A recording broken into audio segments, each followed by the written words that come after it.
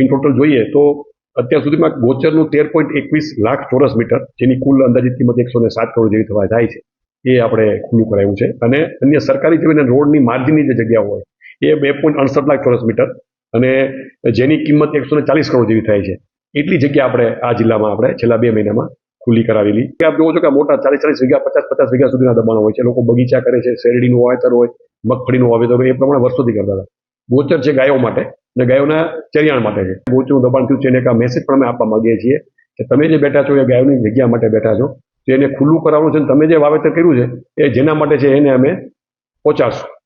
આજે 329 ગ્રામ પંચાયતોમાંથી 64 ગ્રામ પંચાયતોમાં અમે આ કામગીરી એ પૂરી કરેલી છે, કે ગોચર હોય કે સરકારી જમીન હોય કે રોડ સરા દબાણ દૂર કર્યા છે. હજી બીજા ગામોની રજૂઆતો અમારી પાસે છે જ, તો એ ગામોના જે બાકી રહી ગયા છે એ લોકોને એક અપીલ છે કે ભાઈ તમારા ગ્રામ પંચાયતે અહીંયા કે લોકોએ ફરિયાદો કરી છે કે ભાઈ અમારું ગોચર દબાઈ ગયું છે, તમને ખબર છે તમે દબાણમાં છો, તો સ્વેચ્છાએ ખાલી કરી દેવું જોઈએ, જેથી એક સારો મેસેજ જાય.